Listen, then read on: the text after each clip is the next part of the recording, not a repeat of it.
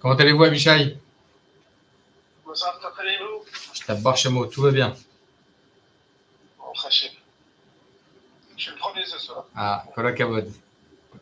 Kola Kavod. Je sais que votre emploi du temps est assez chargé. Avec la communauté. Entre le travail et la communauté, c'est énorme. Vous avez souvent des questions d'Alaha? Ça m'arrive. Quand j'ai des questions simples, je réponds. Quand c'est un peu plus compliqué, je viens vers vous à chaque fois. Razak. Quand je sais, je réponds. Quand je sais pas, je dis je sais pas. Vous sentez une certaine facilité maintenant, non? Sur beaucoup de sujets, oui. Ah, je suis très content. Sur pas mal de sujets, oui. Sur Rachaim, pas mal. Même le Rachaim, j'essaie de le réviser constamment. Magnifique. Sur EDA, c'est costaud quand même. Hein. Ouais. Il y a des trucs. Alors après, c'est-à-dire que j'ai préparé, j'ai fait des cours aussi à des convertis. Et je leur prépare forcément Shabbat et Kashrut à fond. Mais c'est des questions vraiment à la Khanemas. C'est super. C'est 2/3 des questions, c'est sur Shabbat et Kashrut. Et après, le reste aussi, un peu sur. Après, je fais des cours souvent le Shabbat, de manière générale, sur des cours classiques. Quoi. Et tous les matins, maintenant, je leur fais Gemara. Tous les matins, on essaie de faire un Dafayomi, et sur des Gemara que je connais bien. Et voilà, on essaie de faire à fond. Quoi. Magnifique. Voilà, Kavod. Je leur avais ça que Yosef, il n'y a pas de synagogue, là où il n'y a pas de Torah. Donc on essaye de mettre. Et ça attire, hein, le fait de mettre la Torah, ça attire un peu de gens à la synagogue. Mais bien sûr. Il faut savoir que le nom Beth Knesset doit être toujours lié avec Beth Midrash. C'est un grand clair. Si vous le liez à Beth Midrash, la Beth Knesset, elle sera remplie. Sinon, le matin, on se retrouve à Hachem on fait tous les matins, la tefila, elle est très très tôt, on commence à 7h moins 20, 6h30, 7h moins 20 la tefila. Après, vers 7h30, on a fini. Et après 7h30, on fait jusqu'à à peu près 10h, on fait que études, on fait Gemara, on fait plein de d'études jusqu'à 10h. Et après, et le soir, alors jeudi soir, on fait un cours de halakha pour les convertis, mais sur Shabbat ou vraiment sur des sujets sur lesquels ils sont interrogés. Et après, surtout le Shabbat, où il y a forcément le Dvar du samedi matin sur la page de la semaine. Il y a le vendredi soir, j'en fais toujours une histoire. Et les histoires, je trouve que ça marche encore mieux que des fois des Dvar Torah un peu compliqués. Oui, c'est sûr. L'histoire, ça les touche beaucoup, les gens. Bien sûr. Et les samedis après-midi, on fait l'hiver, on fait juste 1 heure, et l'été, on arrive presque à 2-3 heures de cours. Quoi. En Hachem, on fait des cours sur un peu tout. Des fois, on fait des cours sur Tanakh, des fois, on fait des cours sur Perkavod, des fois, on fait des cours sur des halachot. C'est magnifique. Les gens, ça les plaît. C'est magnifique. Voilà, Kavod. Michael El Khaïl, hein, c'est incroyable. Hein. Amen, amen. Il reste encore beaucoup à apprendre. Ah, c'est comme ça. Quand on va commencer Kashrut là dans Basar Vechalav, quand on finit Basar Vechalav, on commence Kashrut, ça va être très très intéressant. Dans Basar Vechalav, il faut savoir qu'on a appris énormément de klalim, c'est aussi ça qui est très important. Beaucoup de klalim et beaucoup de sujets qui sont, on va dire, connus sans être connus. Les dynimes des marmites, des couverts, les dynimes des différents mélanges, comment ça se passe dans tel et tel cas de figure. En fin de compte, tous ces clalims-là, on les a appris et ça reste. Vous allez voir que ça reste. Lorsque vous allez arriver dans certaines situations, hop, direct avec les clalims qu'on a appris, ça va apporter énormément à la Khalima. Tov. Les amis, on va commencer. Bonsoir, monsieur Selem. Bonsoir, Eliaou. Bonsoir tout le monde. Alors.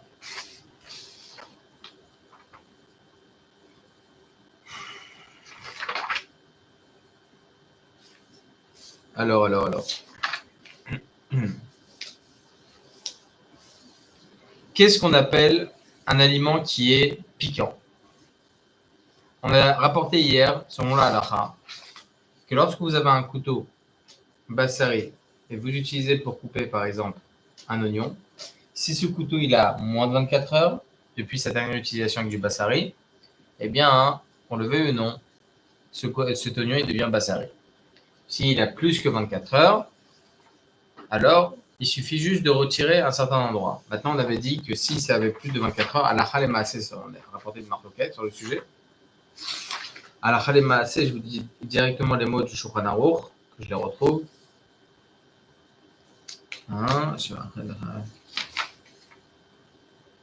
שאינה בת שומע, השולחן ערוך אדם להקל כי הרמב"ם מביא שיש אומרים להחמיר, סנן עושים קש שחתכם בסכין של בשר בן יומו, או שאינו מקונח, אסור לאוכלם בחלב.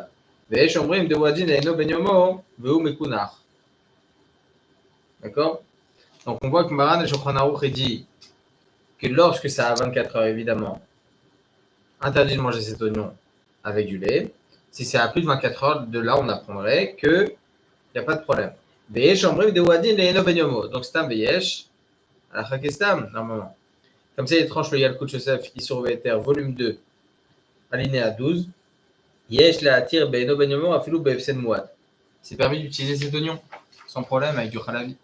Si le couteau il a plus de 24 heures, il n'y a aucun problème. Ça, les amis, gardez-le bien en tête, parce que cette question revient pas souvent, tout le temps.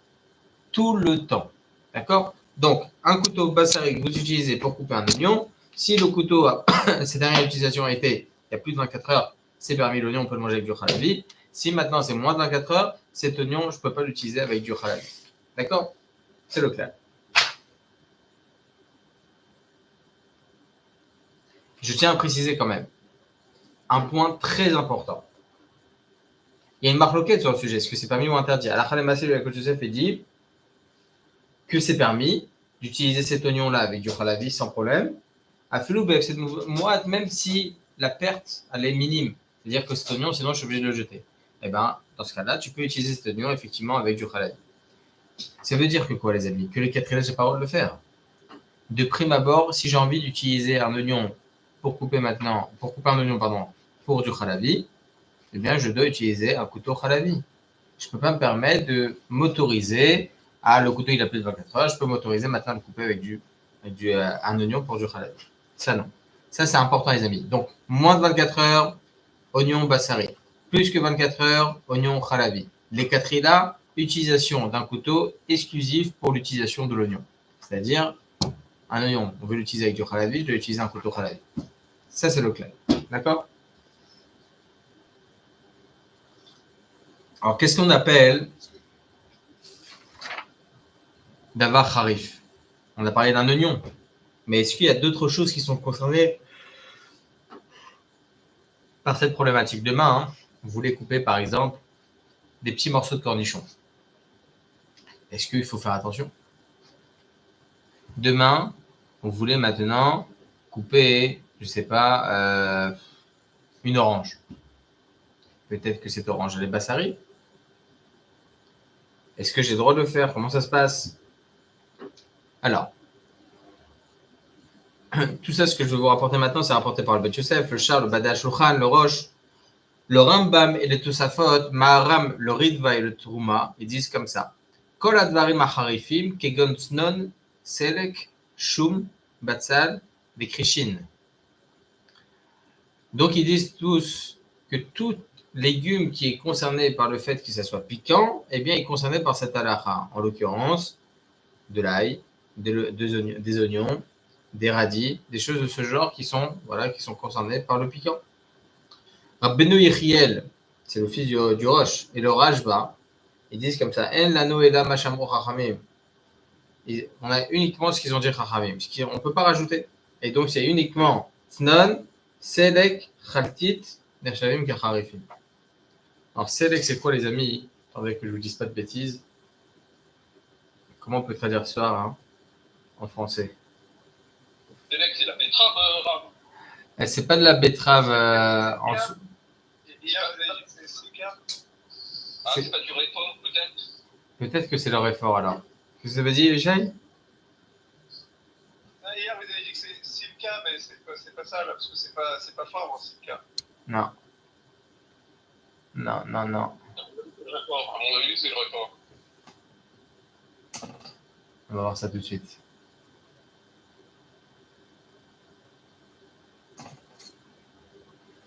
Alors là, j'ai ça.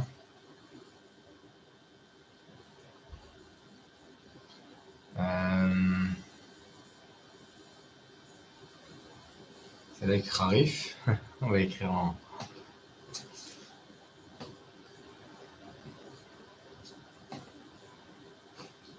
Non. Quand j'ai écrit Selek Harif, il me donne une salade de betterave piquant. Non. C'est effectivement, c'est le Khain. Le Khain, dans la halacha, c'est une sorte de betterave, effectivement. C'est vrai en plus, hein. C'est une sorte de betterave. Attendez que je vous dise ça en français, qu'est-ce que ça donne? C'est ce qu'ils utilisent les Ashkenazim. C'est le piquant des Ashkenazim. Je ne dis pas de bêtises.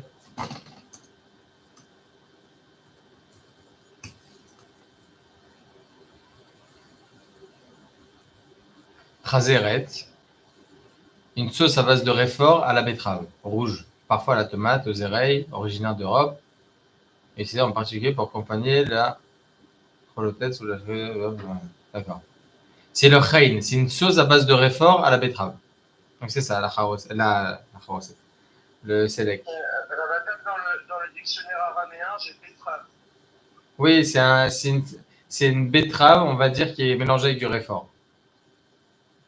C'était... ouais. Khain. Voilà, le khain, en hébreu, en plusieurs significations, principalement il est utilisé pour désigner une personne... Il peut aussi faire référence à la plante réfort, un légume racine à la famille des...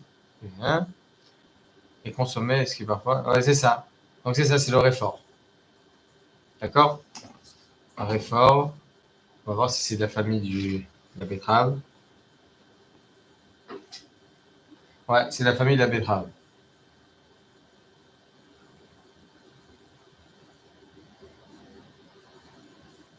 D'accord. Famille betterave. On va tout écrire. Hein. Famille betterave.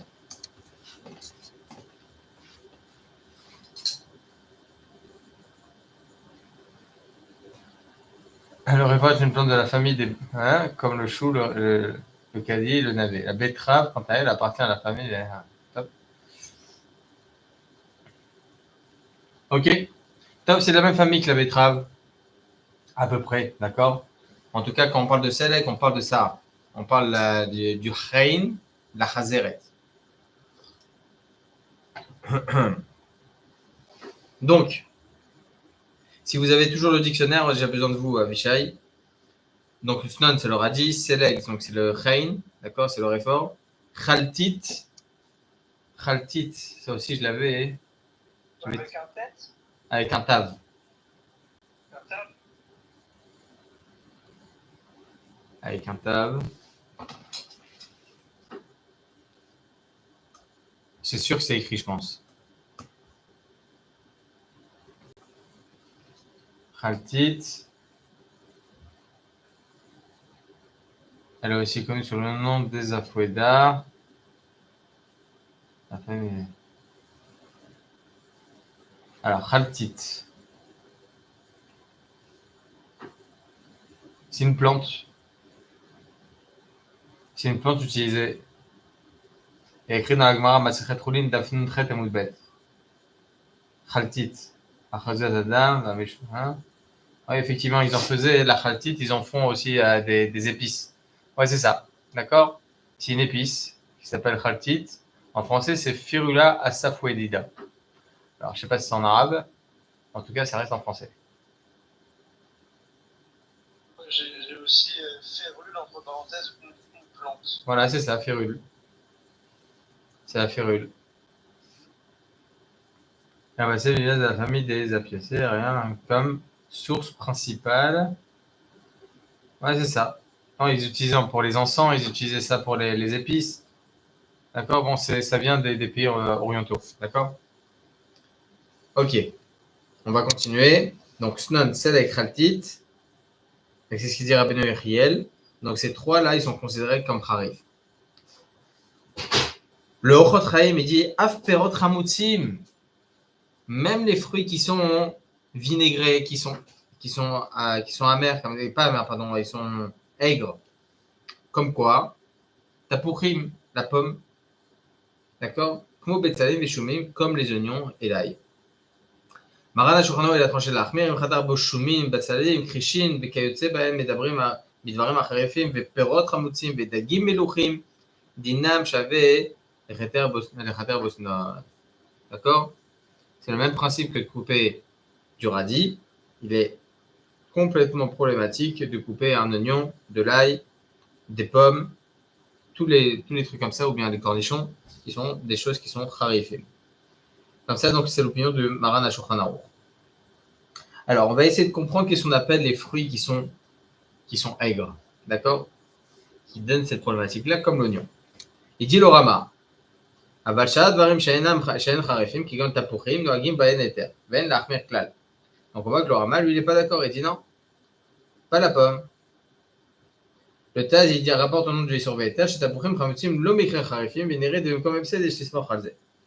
Donc, le Taz, effectivement, il relie ça et dit qu'effectivement, on ne peut pas considérer la pomme comme étant charif. Le Aruch HaShulchan, quand il dit, Veperot chamutzim mashma bidivre rabbeinu abet Yosef, david avar charif, et c'est-à-dire le mashem chamutzim beyoter. Les stam perot chamutzim ki tapuchim va'agasim beshizifim, lo shayach likrotav davar charif, im lo kshema'amidam bechometz. Donc, le Aruch HaShulchan, il essaie de faire de l'ordre. Il dit non. Même ce qu'on avait dit au préalable, les fruits, etc., c'est uniquement si vraiment c'est très, très, très aigre. On les a mis dans du vinaigre. Mais stam, comme ça, non. Une pomme non plus. D'accord? C'est ce qu'il dit d'ailleurs le Kitzur Shulchan Aruch. מבחינת דברים אחרים, חומץ, מים מלוחים מאוד, בצלים, שומן, צנון, חיים, מירקות החריפים, dag, hareng, donc il dit même le poisson, le hareng, mélaféphonim, les cornichons, shnir, beshuvam, charifim, tavlinim, les épices qui sont comme ça, de la même façon, veishmosifim, mafilmonim, vetapuchim, chamotzim, meod, ou bien même du citron ou des pommes qui sont très très aigres. Et kayotse baen, bimkom acher, katav, shabidjavad, bimkom efsed, mekilim, vetapuchim, chamotzim, et en cas de perte, on peut s'autoriser eh bien, les pommes qui sont bien vinaigrées. D'accord? Bien aigre. Ok. Une autre nekuda qui est importante de savoir, les amis, c'est à savoir la chose suivante. Écoutez bien. Si je mange un oignon après l'avoir coupé avec un couteau bassari, moins de 24 heures, est-ce que moi je suis bassari?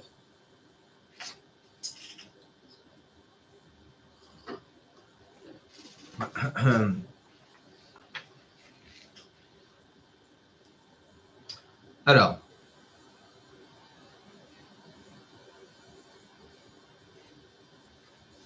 dit comme ça.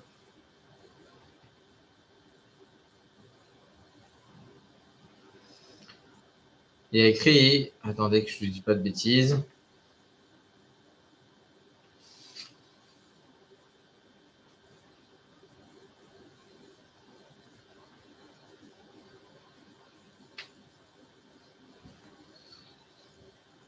Je sais pas comme ça.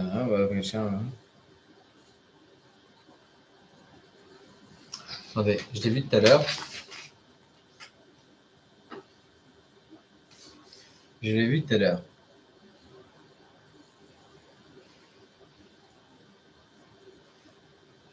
Le Kaman Esrim Advarim Acharifim.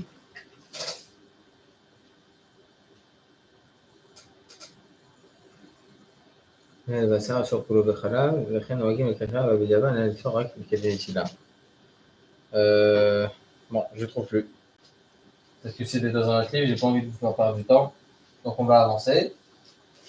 Et Bezrat Hashem, je vous donnerai la réponse demain. Tov. Alors, on avance, les amis. Toujours dans le Siman Tzadik Vav.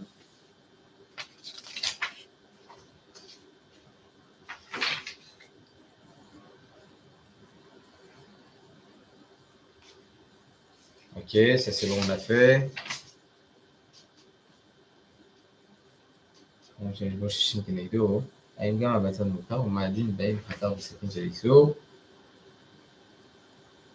Ok, on avance.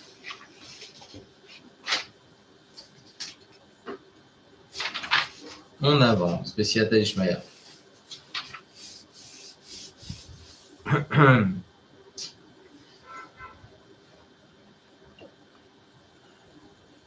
Il y a écrit comme ça.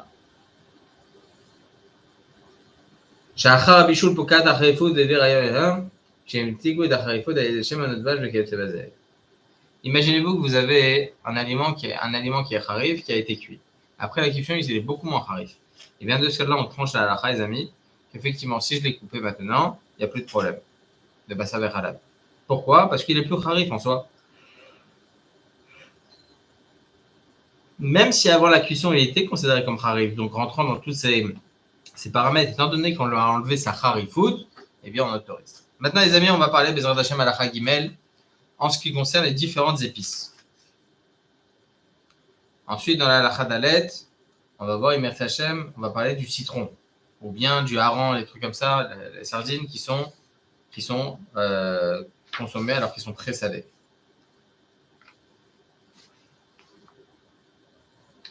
Ah voilà, j'ai trouvé beau Hashem. J'ai trouvé les amis, écoutez bien. Katav Sefer HaKashrut. Al pi Rabbi Akiva Egia. האוכל מאכל חריף שנחתך, נתבשל או נרבש בכלי בשרי, מותר לאכול אחריו מיד מאכלי חלב ללא המתנה כלל. מאידך, כשמדובר בחריף שנעשה חלבי, יש מחמירים שלא לאכלו בתוך 6 שעות לאכילת בשרי, ויש מקימים גם בזה, ואם הסכין אינה בת שומה, ודאי שאפשר להקל. Écoutez bien les amis. Deux dinim. Le din de... Excusez-moi, le din de mélange et le din de l'attente que l'on doit avoir entre bassar et halal. J'ai coupé un oignon avec un couteau bassari. D'accord? J'ai coupé un oignon avec un couteau bassari. Voilà. Très bien. Donc on me dit, il a moins de 24 heures le couteau. Yallah, l'oignon il est bassari. Ok, très bien. Bon, je voulais pas spécialement qu'il soit bassari. Je le mélange dans ma salade. Je mange pas de bassari. Je mange parvé. Je mange des œufs et des tomates. D'accord? Et là, de suite, après 1 heure après, même pas 1 heure après, on me propose maintenant un repas halavi. C'est quoi la halakha? Est-ce que je dois attendre ou pas?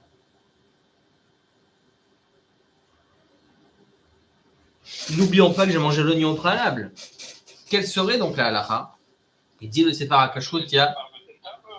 Comment? Pourquoi Notentam bar Notentam? On n'est pas dans Notentam bar Notentam. On est vraiment dans le din, est-ce que maintenant je suis bassari? Moi. Ah là, le Notentam bar Notentam, c'est quoi? C'est lorsque vous avez la viande qui a donné du goût à la marmite dans l'eau et l'eau aux pâtes. D'accord? Et les pâtes après, elles vont être mélangées. Là, on est dans une zone situation. Ok, mais je mange aussi l'oignon. On est dans Harif, c'est-à-dire que le couteau, il est déjà, le couteau, il est intrinsèquement comme de la viande ou comme du lait, quoi. En soi, oui. C'est ça. C'est ça. Vous avez raison pour la marmite. Vous allez me dire c'est la même chose. Mais là, c'est beaucoup plus loin. Là, je mange l'oignon. L'oignon, en soi, c'est comme un morceau de viande. Vous voyez ce que je veux dire? Alors, Halakha Maaseh dit Sefer HaKashrut. Aucun problème. Aucun problème. Excusez-moi. Ça voudrait dire, je vous lis dans les mots. Mutar le'echol acharav miyad ma'achalei chalav. J'ai le droit sans aucun problème de manger juste après des aliments chalavi, sans rien attendre. Par contre, si c'est un oignon qui est devenu chalavi en soi, parce que je l'ai coupé avec un couteau de moins de 24 heures chalavi, yesh machmayim shelo le'ochlo betor 6 shaot. C'est important de ne pas le manger kilou dans les 6 heures. D'accord? Dans les 6 heures entre la viande et le lait. Cet oignon, il est chalavi. Veyesh mekilim basé. Il y en a qui sont mekilim sur ça. Mais imasaken et nabatuma, si le couteau il a plus de 24 heures, ça c'est évident que c'est permis. Halakha Maaseh, les amis, ni l'un ni l'autre, c'est un problème. C'est-à-dire que non seulement cet oignon-là, si je l'ai mangé, je ne suis pas bassari, mais en soi, si cet oignon il est chalavi, je peux me permettre de le manger cet oignon-là après avoir mangé de la viande. Pourtant, je suis dans les 6 heures. D'accord? C'est quoi la question?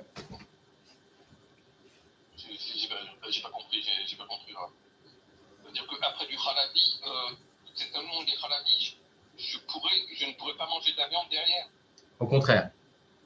Halakha le maaseh. Alors, halakha le maaseh, cet oignon, on va dire, il est bassari. Vous savez quoi? Cet oignon, il est bassari. Est-ce que j'ai le droit de manger cet oignon? Excusez-moi. Est-ce que j'ai le droit de manger cet oignon après le khalavi? Halakha le maaseh, oui. Maintenant, cet oignon, il est khalavi. Pardon. Cet oignon, oui, on a dit que si l'oignon il est bassari, j'ai le droit de manger après le khalavi, c'est évident, mais même j'ai le droit de le manger. Si cet oignon il est bassari, j'ai le droit de le manger et après je peux manger du khalavi moi. Moi, je ne suis pas bassari pour autant. Non. Est-ce que je suis bassari lorsque je mange un oignon bassari? Non. Ça, je sais pas. Ça, c'est non. Ça, c'est non. Si maintenant l'oignon il est khalavi, j'ai le droit de le manger dans les 6 heures après avoir mangé de la viande. D'accord? 6 heures après avoir mangé de la viande. D'accord. Donc en réalité, il n'y a pas de problème tant que je ne le mélange pas. D'accord? Toutes les problématiques qui pourraient se poser, c'est-à-dire attendre 6 heures, est-ce que moi je suis bassari pour autant? Est-ce que c'est la consommation de ce légume maintenant qui est rempli de khalavi? Est-ce que je peux le manger, ce légume-là, dans les 6 heures après avoir mangé de la viande? Oui. D'accord? Top.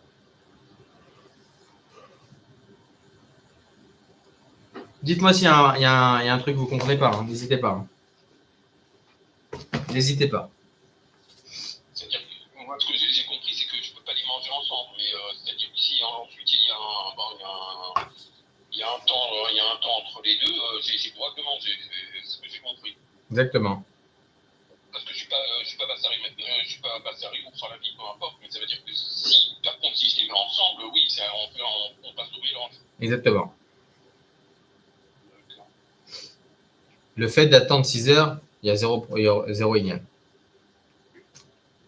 D'accord? Il n'y a pas besoin d'attendre 6 heures après avoir mangé du bassari pour manger maintenant cet oignon alors qu'il est khalavi. Non. Pas besoin. Ok?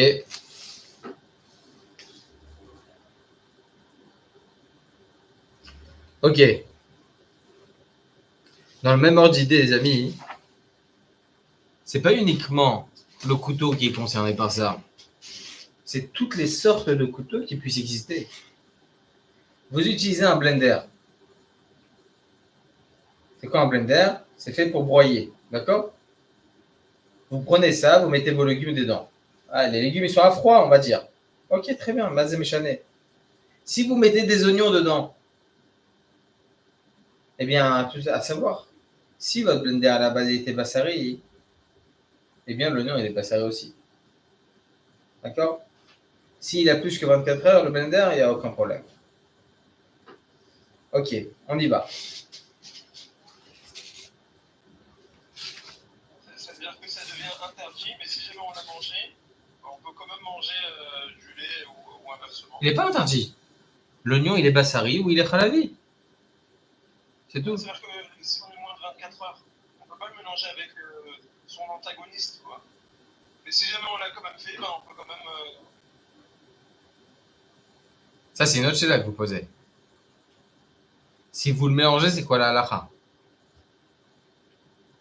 Moi, je parle pas de ça. Si on le mélange, on n'a pas le droit de manger. Si jamais on l'a mangé, du coup, a fortiori, on ne devrait pas se dire est-ce que je peux manger du lait ou pas. Ah, ça, c'est sûr. Même si, Ça, c'est sûr. Ok. Halakha Gimel. Halakha Gimel. Il dit Maran HaShulchan Aruch selon le Sefer HaTruma. תבלין שנדחו במדוחה של בשר בן יומו, אסור לאוכלם בחלב. משום שתבלין הוא דבר חריף, ודיחה במדוחה נחשבת כדוחקת הסכינה. ועובר טעם ממש כמו בדין צנון, ולכן אין להתיר בדין נד ברנט. Vous avez des épices qui ont été broyées dans un ustensile spécial, mais cet ustensile on l'utilise pour de la viande. Et la viande Ben Yomo, en plus de ça, c'est à moins de 24 heures. Assur l'orchel bechalav. Je n'ai pas le droit de mélanger avec du lait. D'accord? J'ai pas le droit de mélanger avec du lait. Ça, c'est pas shoot, on l'a compris. Et choum, c'est établi nous donne harif, parce qu'une épice, on la considère comme quelque chose de piquant. Mais le fait que je le broie, c'est considéré comme la force du couteau. Donc le goût, il est vraiment imprégné. D'accord? Très bien. Après avoir vu ce Shulchan Aruch, essayons de comprendre. Le Beit Yosef, il rapporte comme ça. Hein. Si maintenant, le broyeur que j'utilise, il a plus que 24 heures, est-ce que j'ai le droit de manger avec du halab? Alors, on a l'opinion de Sefer HaTrouma, le Rajba, le Issour Be'eter, qui pense que non, c'est assour. Pourquoi? Kedin sakin she'eno ben yomo shechata chita tznon she'en ba et aleta shenat barnat. Donc il dit non, même plus que 24 heures, j'ai pas le droit. Le Rambam, il pense moutar kedin sakin she'eno ben yomo shechata chita tznon she'ar ba aleta shenat barnat she'atam abalua besakin she'eno ben yomo assour rak bechaltit. Si machle la lishbach. Donc là, il nous dit encore une fois la même chose. Donc ça veut dire ici, en réalité, le Rambam, il pense que si ça a plus que 24 heures, il y a zéro problème. Tu as le droit de manger cette oignon avec du khaladi, avec du basar, avec ce que tu veux. Maran השולחן להלכה משמע מהשולחן ערוך שהתיר כרמב"ם, שהרי כתב שנאסר דווקא כשמדור בן יומו. On interdirait uniquement si le broyeur il n'a pas été utilisé depuis plus de 24 heures. D'accord? Là, c'est différent. שהרי כתב שאסור דווקא כשהמדור בן יומו. אך הרמה החמיר כדעת ספר התרומה, ויש אומרים אפילו אינו בן יומו, ועיקר פסק השח. Donc, à Shach. Donc, on a bien de Maran Shulchan Aruch qui autorise comme le Rambam, d'accord? Alors, alors que selon le, comment on appelle ça? Selon le Sefer Trouma et le Rajba, tout est interdit. Selon le Rambam, c'est permis, d'accord? Maran Shulchan Aruch étrange la halakha comme le Rambam. J'arrive voir chez Neesser Davka, chez Amador Ben Yomo, uniquement si le broyeur il a moins de 24 heures et j'ai utilisé par avec du bassaré. Donc, dans ce cas-là, effectivement, c'est permis si ça a plus de 24 heures. D'accord?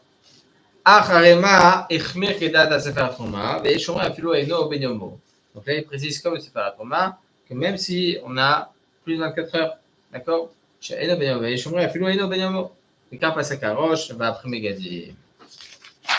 Très bien.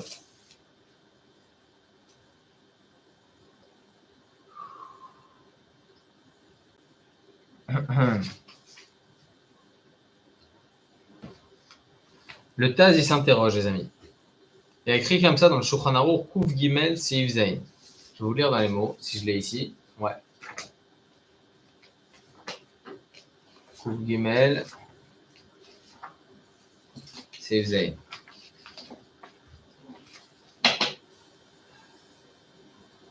Il dit Maran Shulchan Aruch, גדרה שיבלוה מבשר וחלב שנתבשלו בה ביחד, או בזך הזה, וקודם שעבר לילה אחד אוכמו בו ביום, חשיבה בת יומה, עד שתשב מעת לעת משעה שהוחמו בה המים.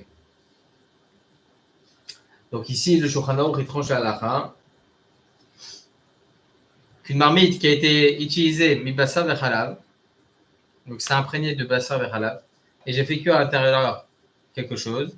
Avant même que ça a passé une nuit entière, on a mis de l'eau à bouillir dedans.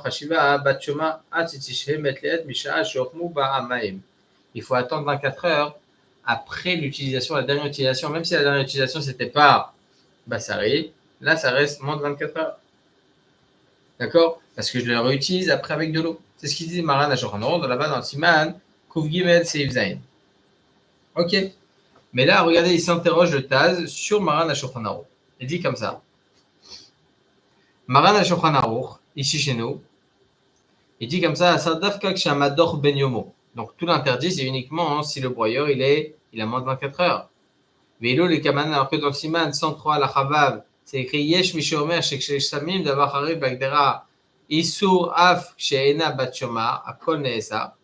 Il dit, quelle serait la halakha, alors que Maran Shulchan Aruch lui-même, dans le Siman Kouf Gimel, il tranche la halakha que lorsque l'on met quelque chose de piquant dans une marmite assour, ok, Begdera Issour Av Kshena Batshoma, même si elle a moins que 24 heures, à Kol Neesar, Vechourfe Majvele Lejvar.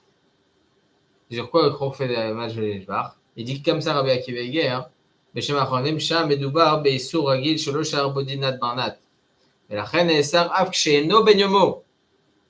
ואילו כאן מדובר באיסור של מעשה בחלב שער בו דין נת ברנת, ולכן התיר בחרב ודוחק כשאינו בן יומו. Donc là, il nous dit la chose suivante, les amis.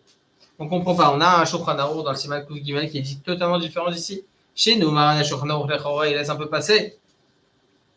Il dit comme ça, Asad Davka Kshamadro Ben Yomo uniquement lorsque le broyeur il a moins de 24 heures. Alors que dans le Siman 103, à la Chassis, il tranche comme ça selon certains, que lorsque l'on met quelque chose de piquant dans une marmite, Isur Av Kshena Batshoma, c'est interdit.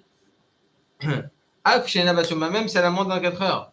Donc on ne comprend pas. Pourquoi là-bas Maran Shulchan Aruch il a juste dit Davka Kshamador Ben Yomo uniquement si ça a plus qu'à moins de 24 heures. D'accord? Alors que si ça n'a pas 24 heures, il n'y aurait pas de problème. Mais pourquoi il s'interroge? Ça voudrait dire que quoi? Ça voudrait dire que selon Maran Shulchan Aruch, même s'il a plus de 24 heures, ça serait problématique. Si on comprend bien dans les mots. Alors sur ça, on a trois explications. Rabbi Akiva Eger selon certains Acharonim, Rabbi Akiva Eger lui-même, et une autre réponse.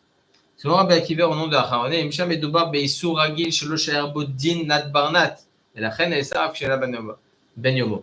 ואילו כאן מדובר באיסור של בשר וחלב ששאר בו דין נת ברנת, ולכן התיר בחריף ודוחק כשאינה בת שומע. Top. En tout cas, de là, les amis, on voit de là quelque chose de clair. Que tant que la marmite, la poêle, ce que vous voulez, elle a plus de 24 heures, il n'y a aucun problème. Je peux l'utiliser pour le parfait, même pour quelque chose de piquant. Que lorsque c'est à moins de 24 heures, même si ce n'est pas moi qui l'utilise, quand même, c'est un problème. D'accord? Ça, c'est clair. Ça, c'est clair, les amis. Top. Halakha le Maaseh, je vais être clair, Bezrat Hashem, on a dit quelques petites choses qui sont intéressantes. Des petites choses Halakha le Maaseh directement, comme ça, au moins, on a de quoi appliquer. C'est très important. Alors,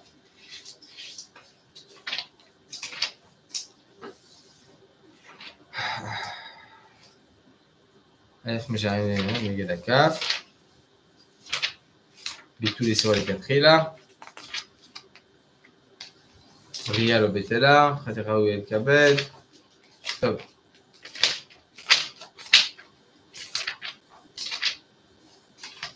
On en parlera de ça aussi. Bon. Halakha le Maaseh, les amis, tout simplement. Vous avez un couteau Bassari, lorsque vous le voulez utiliser pour du khalavi, eh bien, sachez que les quatrièmes, il ne faut rien faire. Il faut prendre un couteau parvé à la rigueur ou bien un couteau khalavi. La même chose pour le Bassari. Si maintenant ça a été fait, si ça a moins de 24 heures, ok, si ça a moins de 24 heures, eh bien, c'est un problème. L'oignon, il est resté Bassari. Alors que si ça a plus de 24 heures, eh bien, on peut se permettre de le faire, mais avec tout ce qu'on a dit, tous les paramètres qu'on a dit. On a le droit de le faire, c'est-à-dire quoi? On a le droit de consommer cet oignon, mais le faire des quatrièmes, il ne faut pas le faire. D'accord? Autre chose qu'on a vu maintenant, que tous les fruits et légumes qui sont concernés par la harifout, mais vraiment très très harif, là, à la rigueur, c'est aussi considéré comme rentrant dans le même interdit que les oignons, l'ail, etc. D'accord? Les épices qui sont broyées, le fait de les broyer, c'est aussi considéré comme sakin et douchake des sakina. Donc le broyeur, il prend aussi ce même titre-là. Voilà les amis, est-ce qu'il y a des questions sur ça?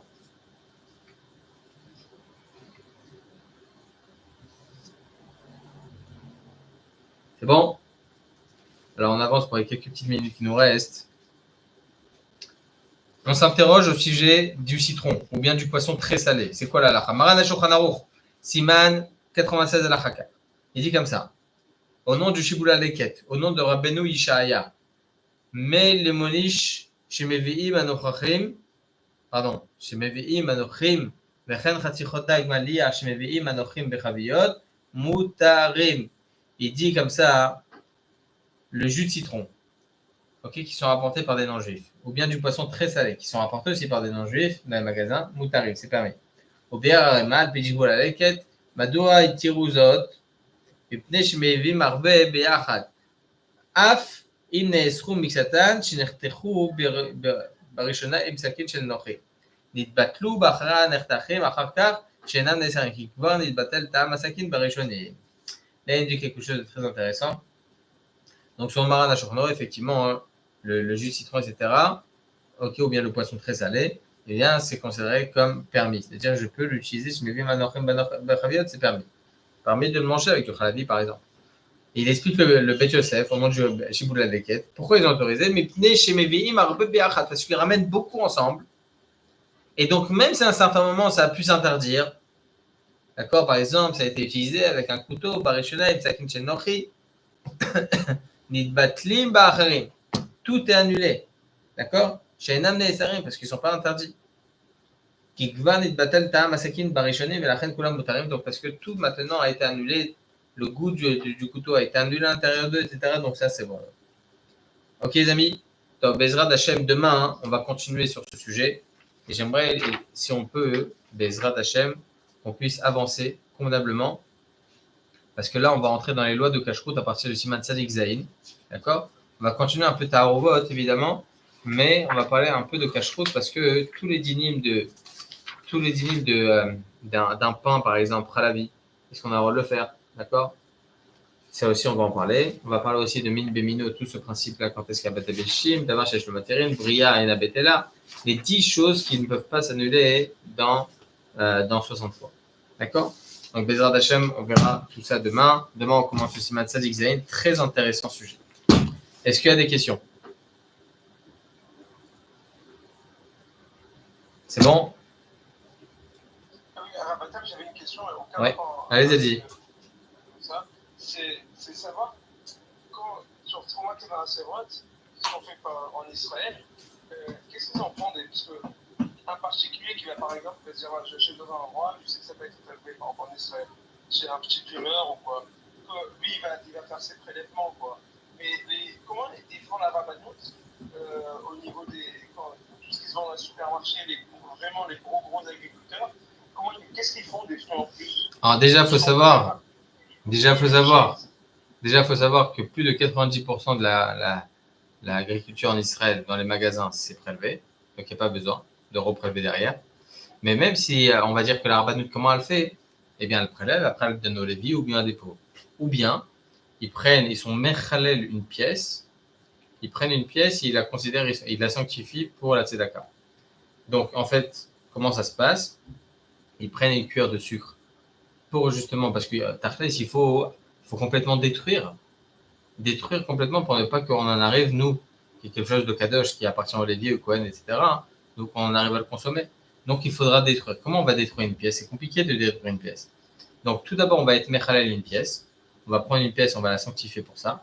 Normalement, on devrait la casser. Donc, qu'est-ce qu'on fait? On rachète cette pièce-là avec du sucre que l'on va jeter ensuite dans l'évier. Et la pièce, on la met à la tzedaka. Ou bien, on la met de côté pour la donner, par exemple, à un lévi, etc. Et ça, c'est pas que pour ma sœur chérie, c'était pour tout. Ils font comme ça? Oui. J'ai vu que pour les particuliers, par exemple, s'il fallait prélever, quoi, c'était genre, soit ils brûlaient, soit ils jetaient par exemple sur la terouma et le maaser rishon. Non, on n'a pas besoin de tout ça. Et le maaser rali, on fait pas on fait la même chose pour le maaser rali, quoi. On donne aux pauvres. On donne aux pauvres, c'est plus facile. Plus facile de trouver. Vous trouvez on va dire que vous allez prélever une orange, vous lui donnez. Vous lui donnez, c'est plus simple, un pauvre. En tout cas, en France, ce que vous recevez en France, j'ai entendu qu'en France, vous recevez des fruits, des légumes, etc. d'Israël pour les yishuvim. Il n'y a pas besoin de faire Trumot ou Maasrot. Il dit le roi Joseph, c'est que c'est le cas. D'accord? Le premier but, c'est peut-être ça a été prélevé ou pas. Et le deuxième, c'est quoi? Est-ce que c'est là? Est-ce qu'on tranche comme certains poskim qui pensent que lorsque un agriculteur il a l'intention